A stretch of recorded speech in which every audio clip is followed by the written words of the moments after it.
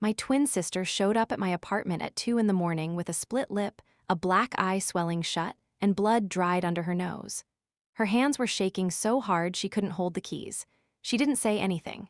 She didn't need to. I saw the bruises wrapping around her wrists like bracelets, the fingerprints purple and fresh on her upper arms, and I knew exactly who did this. But before I tell you what we did and how we made him regret ever laying a hand on her, you need to understand something. My sister Emma and I are identical twins. Same face, same voice, same walk, same everything. Even our own mother mixed us up until we were 16. And the man who hurt her, her husband Derek, he was about to learn that when you hurt one of us, you deal with both of us. And he had no idea what was coming. My name is Ella Morgan. Emma is 3 minutes older than me, though she never lets me forget it. We grew up in Portland, inseparable until college. I went to Seattle for engineering. She stayed local, met Derek at a coffee shop, fell hard and fast. He was charming, successful, attentive. The kind of guy who opened doors and remembered birthdays. I liked him at first. Everyone did. The wedding was beautiful. Emma glowed. Derek couldn't stop smiling. I stood beside her as maid of honor and thought maybe, finally, she'd found her person. I didn't know then that charm is just a mask some people wear until they think you can't leave. The first year was fine. Normal. Emma called less, but I figured that was marriage. Building a life together. She missed a few family dinners, canceled plans last minute. When I asked if everything was okay, she'd laugh it off. Just busy. Derek's working a lot. We're adjusting. Year 2, the excuses got thinner. A bruise on her collarbone she blamed on a cabinet door. A sprained wrist from tripping over the dog they didn't have. She stopped looking me in the eye, started wearing long sleeves in summer. I asked her point blank one Thanksgiving. Emma, is Derek hurting you? She stared at her plate, shook her head. Whispered, I'm just clumsy, Elle, you know me. I didn't believe her, but I couldn't force her to leave, so I waited, and I watched, and I hated myself for not doing more. Then came that night. 2 a.m., the pounding on my door so desperate I thought someone was dying. I grabbed the baseball bat I keep by the bed and looked through the peephole.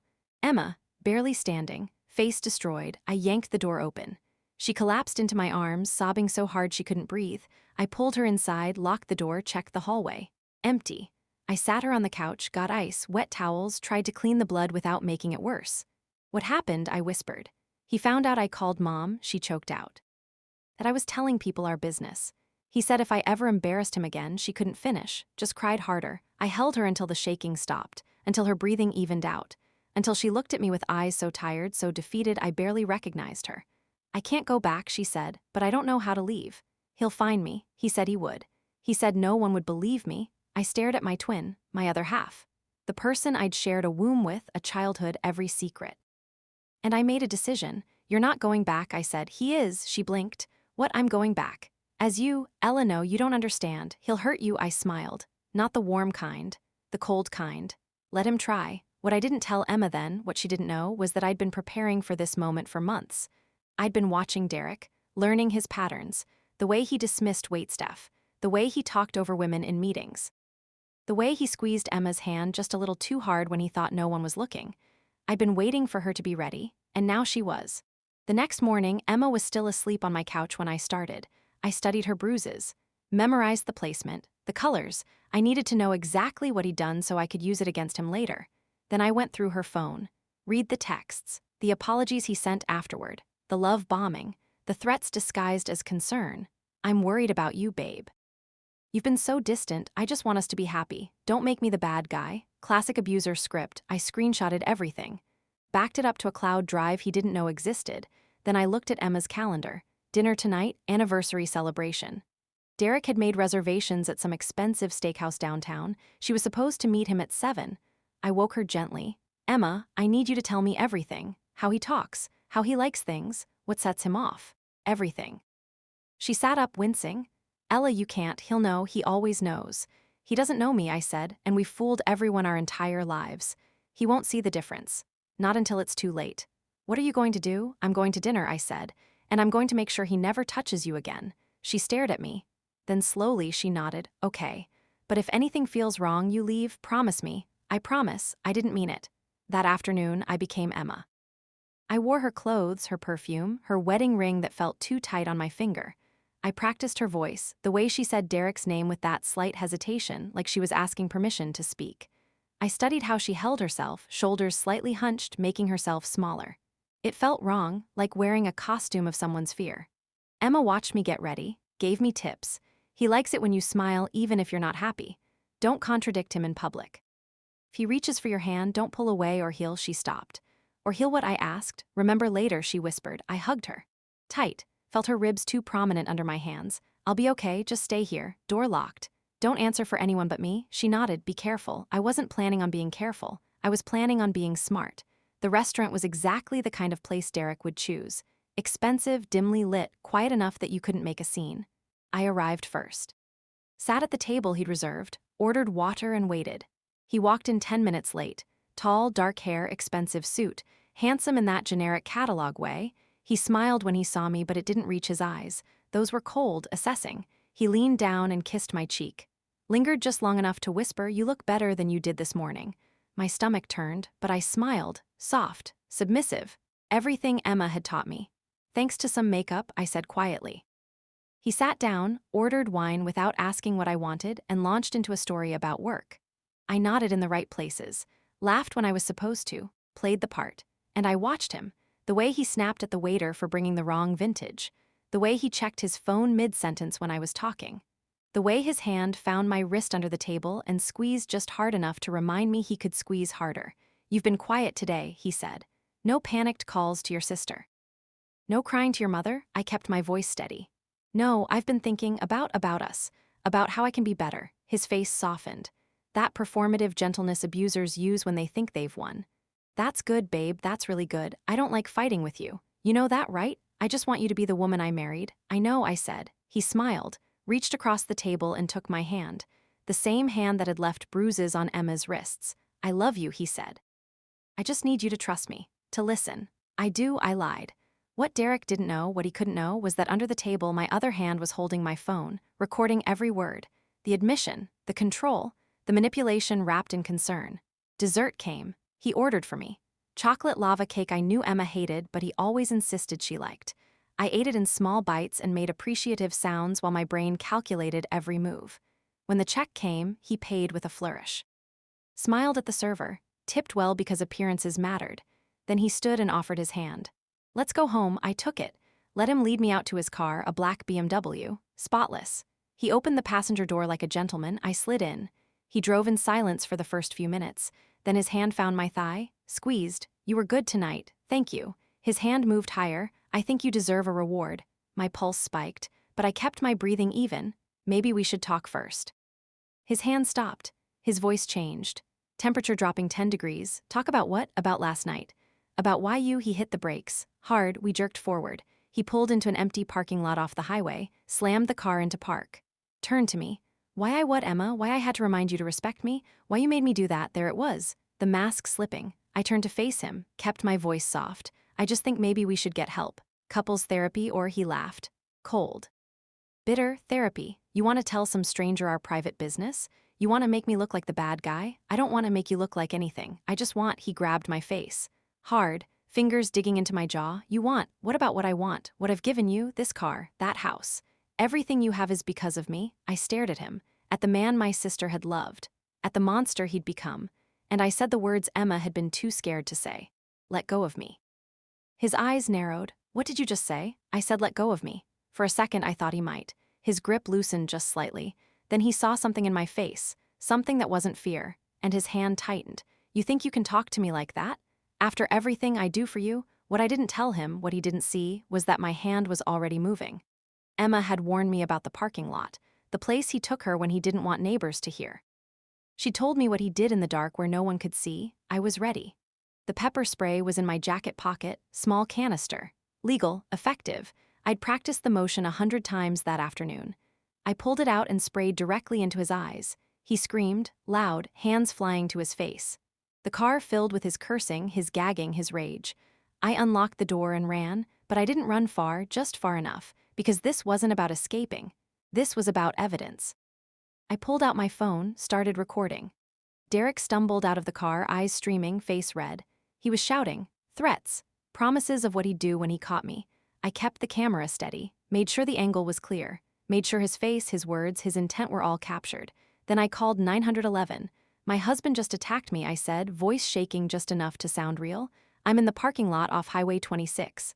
Please hurry, he's still here. I'm afraid he's going to. Derek lunged at me. I stepped back. He missed, fell, the operator heard it all. Ma'am, stay on the line. Officers are 3 minutes away. I stayed on the line, kept the camera rolling. Let Derek dig his own grave with every slurred threat, every stumble in my direction. When the police arrived, lights flashing, Derek tried to pull himself together, tried to explain. She's my wife. We had a fight. She assaulted me. The officers looked at me. At my bruised wrists that were actually Emma's. At my split lip carefully applied with makeup. At my terrified expression that wasn't entirely fake because adrenaline is real. Then they looked at Derek. Eyes red and swollen, aggressive, advancing on me even with police present. Sir, step back. She's lying, Derek spat. She's crazy, ask anyone. She's, sir, final warning. Derek didn't step back. He pushed past one officer trying to reach me. That's when they took him down, cuffed him. Read him his rights while he screamed about lawyers and lawsuits and how I'd regret this. I didn't regret anything. At the station, I gave my statement. Showed them the recording from dinner. The admission of abuse, the threats, the assault in the car. I showed them photos of Emma's injuries from the night before. Explained the pattern. The escalation. The officer taking my statement was a woman in her 40s. She looked at the evidence and then at me. You're very brave. I'm very angry, I corrected. She almost smiled. That works too. They held Derek overnight, charged him with assault, domestic violence, violating a protection order Emma had filed months ago but been too scared to enforce. I went back to my apartment at dawn. Emma was awake, pacing. She saw my face and burst into tears.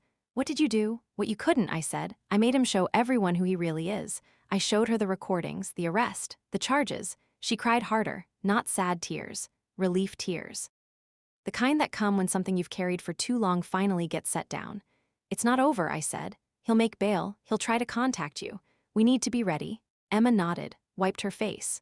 What do we do now? Now, I said, we make sure he never comes near you again. What I didn't tell Emma was that I'd already started. While she slept, I'd contacted a lawyer, a good one who specialized in domestic violence cases. I'd sent her everything. Every recording, every text, every photo.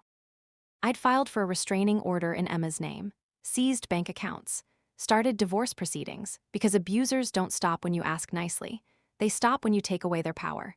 Derek made bail 2 days later, immediately violated the restraining order by calling Emma's phone 37 times in 1 hour. Each call was documented, each call another nail. His lawyer tried to negotiate. Drop the charges, they'll agree to counseling. Standard playbook. I sat in that meeting as Emma. Listened to the lawyer explain how Derek was under stress, how he'd made mistakes, how he wanted to make things right. Then I played the recording, the one where Derek admitted hitting her, where he laughed about it, where he said no one would believe her anyway. The lawyer went quiet. There's no deal, I said. He goes to trial or he pleads guilty. Those are the options. Derek chose trial, thought he could win, thought his charm, his lawyers, his money would be enough. He didn't count on me. I sat in that courtroom every single day, watched him try to paint Emma as unstable, vindictive, a liar, watched his lawyer tear apart her character while carefully avoiding the evidence. Then I took the stand. The prosecutor asked me to identify myself. I said my name clearly. Ella Morgan, Emma's twin sister. Derek's face went white. I explained the switch. The recording, the setup, his lawyer objected. Entrapment, inadmissible. The judge disagreed. She recorded a conversation she was part of. That's legal. And the assault in the parking lot was self-defense. Continue, I told the jury everything. The years of abuse Emma hid, the bruises explained away, the control disguised as love. I showed them the photos, played the audio, made them listen to a man admit he enjoyed hurting his wife. When I finished, the courtroom was silent. Derek's lawyer tried to recover, asked me if I'd coached Emma, if I'd manipulated evidence. If I had a grudge against his client, I looked at Derek, then at the jury. And I said, the only thing I'm guilty of is loving my sister enough to do what she couldn't do for herself. The jury deliberated for 40 minutes. Guilty on all counts. Derek got 3 years, permanent restraining order, mandatory counseling that wouldn't fix what was broken in him but might protect the next woman. Emma sat beside me when they read the verdict. She cried. I didn't. I just watched Derek's face as they led him away in cuffs. He looked at me one last time, and I smiled. 6 months later, Emma moved into a new apartment. Different city. Fresh start. She started therapy. Started painting again, something she'd given up because Derek said it was a waste of time. She smiled more, laughed without looking over her shoulder. We talk every day, she's rebuilding. Slowly, carefully. Some days are harder than others, but she's free, and that's what matters. I kept the recordings, not to replay them, but as a reminder. That silence protects abusers. That fear is their greatest weapon. And that sometimes the bravest thing you can do is let someone who loves you fight the battle you can't win alone. People ask me sometimes if I regret it, if I was scared.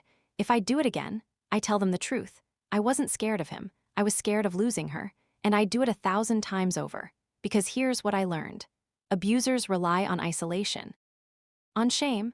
On the belief that no one will believe you, no one will help you, no one will care enough to act. But when you have someone who refuses to let you disappear, who sees through the excuses and the lies, who loves you enough to risk everything, that's when you realize you were never as alone as he made you feel. Emma asked me once why I did it, why I risked myself for her.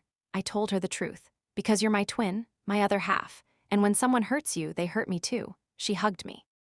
Whispered thank you into my shoulder. I hugged her back. And I meant every word when I said, you never have to thank me for loving you enough to fight. My twin sister showed up beaten and crying. We swapped places. And together, we taught her husband that when you hurt one of us, you answer to both of us. And that's a lesson he'll carry for the rest of his life.